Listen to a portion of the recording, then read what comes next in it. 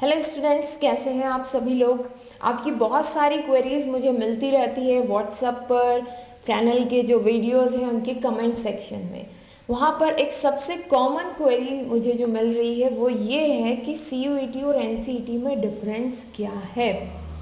जैसे आप सभी लोग जानते हैं सीयूईटी के एडमिशन क्लोज हो चुके हैं, एनसीईटी में भी लगभग लास्ट राउंड के एडमिशन्स चल रहे हैं। ऐसे में जो स्टूडेंट 24 टू 25 सेशन के लिए तैयारी कर रहे हैं उनकी ये बहुत कॉमन क्वेरी है कि सीयूईटी और एक ये नई एग्ज़ाम आ गई है एनसीईटी, इन दोनों में डिफरेंस क्या है। तो आज कुछ बेसिक पॉइंट्स के ऊपर इन दोनों एग्ज़ाम्स के डिफरेंस आप सभी लोगों को बताऊंगी ताकि आप एक बेहतर डिसीजन ले सके कि आफ्टर 12th आपको किस तरह के कोर्सेज में जाना है। आप भी देखिए, अपने पेरेंट्स को भी दिखाइए ताकि वो एक सही डिसीजन ले सके आपके कैरियर चूज़ करने में। ओके, तो चलिए स्टार्ट करते हैं इस सेशन को। सीयूईटी जो अपने आप में नई चीज़ है सभी के लिए, वहीं पर एक और एग्ज़ाम आ गई है एनसीईटी, दोनों में डिफरेंस क्या है। कमेंट बॉक्स भी ओपन है, आप अपने डाउट्स वहाँ पर भी मुझसे पूछ सकते हैं, ठीक है। तो सीयूईटी और एनसीईटी दोनों में क्या डिफरेंस है, चलिए समझते हैं, पॉइंट टू पॉइंट समझेंगे। Okay right, so difference between CUET and NCET. देखिए कुछ की पॉइंट्स मैंने यहाँ पर बना लिए हैं सीयूईटी और एनसीईटी को लेकर के। बहुत ध्यान से आपको ये सेकंड पॉइंट इसका समझना है। सबसे पहला पॉइंट तो है कि भाई एग्ज़ाम का कंप्लीट नेम क्या है, तो सीयूईटी है कॉमन यूनिवर्सिटी एंट्रेंस टेस्ट, वहीं एनसीईटी है नेशनल कॉमन एंट्रेंस टेस्ट, ठीक है। बात करते हैं किन लोगों के लिए है ये।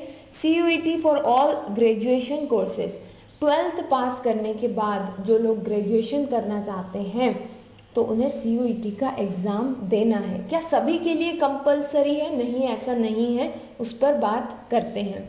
और एनसीईटी किन चीज़ों के लिए है? For graduation level ITEP courses. अब देखिए पहली चीज़ यहाँ पर समझ लीजिए, हर वो बच्चा, हर वो व्यक्ति, क्योंकि कई लोग 5-6 साल के गैप के बाद ग्रेजुएशन करने जाते हैं अपनी फैमिली सिचुएशन के कारण। कोई भी सिचुएशन अपनी लाइफ में आ सकती है, ठीक है। खुशनसीब है वो लोग जिन्हें 12th पास करते ही एडमिशन मिल जाता है अच्छे इंस्टीट्यूट में, या हम कह लें पढ़ने का मौका मिल जाता है। सबके किस्मत में वो चीज़ नहीं होती है, ठीक है। तो 12th पास करने के बाद आप ये एग्ज़ाम दे सकते हैं। एग्ज़ाम देने की कोई एज लिमिट नहीं है, नो एज लिमिट दोनों ही एग्ज़ाम्स में। बट डिफरेंस क्या है, बात वही आ जाती है, डिफरेंस आ जाता है कोर्सेज से रिलेटेड, ठीक है। जैसा कि हम सभी जानते हैं कि मेडिकल वालों के लिए नीट होता है, इंजीनियरिंग वालों के लिए जेई होता है, बट बाकी स्टूडेंट जो बीएससी करना चाहते हैं, बीएससी में किसी सब्जेक्ट से लेकर के ऑनर्स करना चाहते हैं, बीकॉम करना चाहते हैं, एमए करना चाहते हैं, बीए करना चाहते हैं, ठीक है, एमए बाद में होता है, बीकॉम बीए जैसे सब्जेक्ट ऑनर्स या विदाउट ऑनर्स करना चाहते हैं, तो उनके लिए क्या अपॉर्चुनिटी है। अभी तक क्या होता था कि हर एक बच्चे को अलग अलग यूनिवर्सिटी, अलग अलग कॉलेज में जा कर के फॉर्म फिल करना होता था। अब जो यूजीसी है, यूनिवर्सिटी ग्रांट कमीशन, उन्होंने इसको जनरलाइज कर दिया है, या हम कह दें कि सभी लोगों को एक प्लेटफॉर्म पर वो ले आए और उन्होंने बोला कि भाई आप ये एग्ज़ाम दीजिए, ये 2 एग्ज़ाम हैं, इन 2 एग्ज़ाम को अगर आप देते हैं तो आप हर वो यूनिवर्सिटी जो इसमें पार्टिसिपेट कर रही है उसमें एडमिशन लेने का आपको इक्वल चांस मिलेगा अकॉर्डिंग टू योर स्कोर, ठीक है। तो देखिए सीयूईटी जो है ना, वो नॉर्मली आपको अगर बीएससी करना है ना, बीए करना है या फिर बीकॉम करना है, ठीक, ऑनर्स के साथ विदाउट ऑनर्स, सब्जेक्ट कॉम्बिनेशन कुछ भी हो सकता है, ठीक है। हम सिर्फ डिग्री पर जा रहे हैं, सब्जेक्ट कॉम्बिनेशन पर नहीं जा रहे। तो उसके लिए आपको देनी होगी एग्ज़ाम सीयूईटी। क्या सभी के लिए कंपलसरी है ये? ऐसा कुछ नहीं है कि सभी के लिए कंपलसरी है। जो लोग अच्छी यूनिवर्सिटीज़ में, रेप्यूटेटेड यूनिवर्सिटीज़ में एडमिशन लेना चाहते हैं वो इस एग्ज़ाम को दें, क्योंकि जितनी भी रेप्यूटेटेड यूनिवर्सिटीज़ हैं उन्होंने अपने आप को सीयूईटी के अंदर रजिस्टर कर लिया है, ठीक है, जैसे कि AMU हो गया, DU हो गया, आप अगर प्राइवेट यूनिवर्सिटी की तरफ जाएं तो अमेठी हो गया, आईसेक्ट हो गया, है ना, ऐसे बहुत सारी। तो तरह तरह की यूनिवर्सिटीज़ हैं, यूनिवर्सिटीज़ के अंदर आने वाले कॉलेजेस हैं, प्राइवेट कॉलेज भी हैं, ऑटोनॉमस कॉलेज भी हैं, डीम्ड यूनिवर्सिटीज़ भी हैं।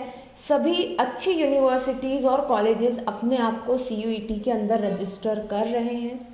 ठीक है, समझ पा रहे हैं? जो लोग CUET एग्ज़ाम देंगे उन्हें रैंकिंग के अकॉर्डिंग इन यूनिवर्सिटीज़ में एडमिशन लेने का मौका मिलेगा। ठीक है, इस साल की बात करें 23 to 24 के सेशन में अराउंड इंडिया की 207 यूनिवर्सिटी, 207 यूनिवर्सिटी जहाँ तक मेरा नॉलेज है, उन्होंने इसमें पार्टिसिपेट किया था, जिसमें DU के सारे कॉलेजेस आ जाते हैं, पूरी DU यूनिवर्सिटी इसमें आई थी। ठीक है, अलग अलग अलीगढ़ मुस्लिम यूनिवर्सिटी हो गया, हरि सिंह गौर सेंट्रल यूनिवर्सिटी हो गई, जितनी भी सेंट्रल गवर्नमेंट यूनिवर्सिटीज़ हैं वो अब धीरे धीरे CUET के अंदर आ रही हैं। Getting my point? अब दूसरा, ये NCET क्या है, नेशनल कॉमन एंट्रेंस। देखिए, ये ऐसे कोर्स के लिए एडमिशन देती है जिसमें ना सिर्फ आप अपना ग्रेजुएशन करेंगे, प्लस उसमें आपको साथ में BEd भी कराया जाता है। ठीक है, तो graduation level ITEP courses, ITEP courses मतलब कि इंटीग्रेटेड टीचर एजुकेशन प्रोग्राम। कैसा प्रोग्राम? Integrated teacher education programme. इसमें क्या होता है भाई? इसमें यह होता है कि आपको BSc तो कराई ही जाती है आपके पसंद के सब्जेक्ट में, साथ ही इसमें कराया जाता है BEd, BA भी कराया जाता है, प्लस आपको कराया जाता है BEd, BCom भी कराया जाता है, प्लस साथ में कराया जाता है BEd। तो इन शॉर्ट, ठीक है, इन शॉर्ट ये एक टीचर एजुकेशन प्रोग्राम है। वो बच्चे जो फ्यूचर में टीचर बनना चाहते हैं वो ITEP कोर्सेज की तरफ जा सकते हैं, क्योंकि यहाँ पर 4 साल की ड्यूरेशन में, कितने ईयर्स में? 4 ईयर्स में आपको आपका ग्रेजुएशन भी कराया जा रहा है, प्लस आपको BEd भी कराया जा रहा है। तो एज ए टीचर आपको प्रिपेयर किया जा रहा है थ्रू ITEP कोर्सेज। और इन ITEP कोर्सेज के लिए आपको कौन सी एग्ज़ाम देनी है? NCET एग्ज़ाम देनी है, जो कि पहली बार अभी इस सेशन में हुई थी 2023 से 24 के लिए। अब सेकेंड टर्म होगी 24 to 25 में। आई होप मैं इसमें क्लियर हूँ।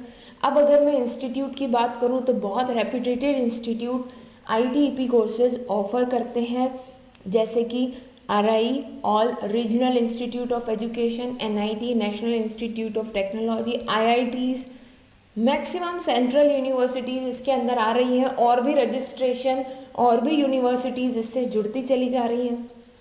ठीक है, तो इसमें भी सभी तरह की यूनिवर्सिटीज़ और कॉलेजेस आने वाले समय में पार्टिसिपेट करेंगे।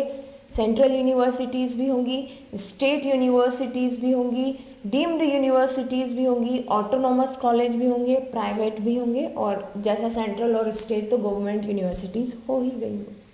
ठीक है, इसके अलावा ये जो इंस्टीट्यूट है ये तो इसमें आएंगे ही। ठीक है, बिकॉज ये जो इंस्टीट्यूट है they are dedicated to prepare teacher for the future India. ठीक है, फ्यूचर में जो इंडिया की एक एजुकेशन पॉलिसी या कह लें एजुकेशन सिस्टम का खाका खींचा जा रहा है, उसके लिए जो टीचर्स की ज़रूरत है वो ITEP कोर्सेज से निकलेंगे। ठीक है, अब नेक्स्ट बात करते हैं हम कि इनकी एग्ज़ाम होती कब है। तो एग्ज़ाम का जो शेड्यूल है इस बार का तो निकल ही आया है CUET का। अच्छा, CUET के एग्ज़ाम करवाता कौन है? NTA कराता है, नेशनल टेस्टिंग एजेंसी, ये कराता है। और इसकी भी एग्ज़ाम कौन कराता है? NCET की भी NTA ही करवाता है। बट CUET का शेड्यूल आ चुका है, दिसंबर के आसपास फॉर्म रिलीज़ होंगे और मिड मई में इसकी एग्ज़ाम होगी।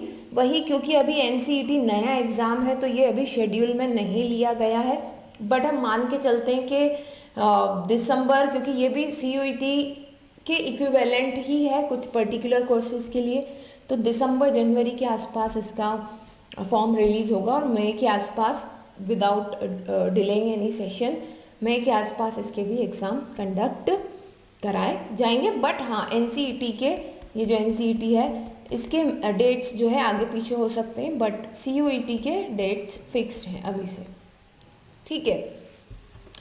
तो ये बात हो जाती है, सारी चीज़ें इन्फॉर्मेशन मैंने देने की आपको कोशिश की है।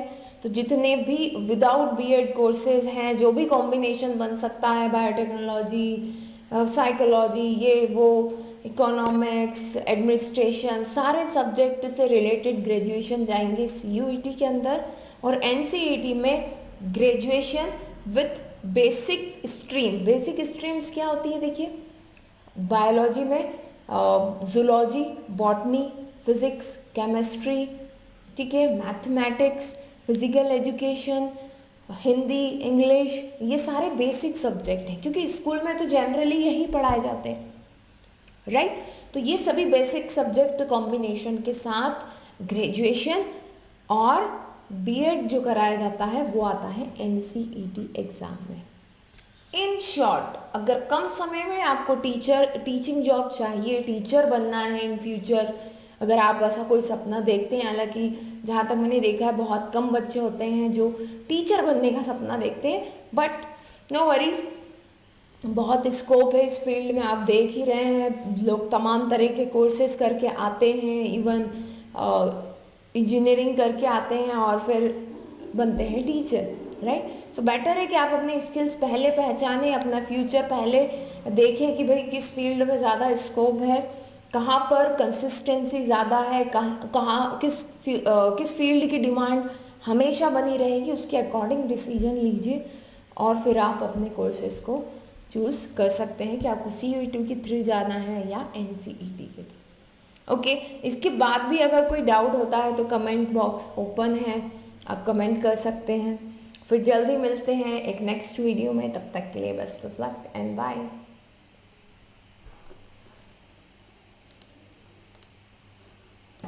ओके, अच्छा, कभी भी आपको कोई डाउट आता है सेशन के दौरान, जैसा मैंने कहा वीडियो के डिस्क्रिप्शन में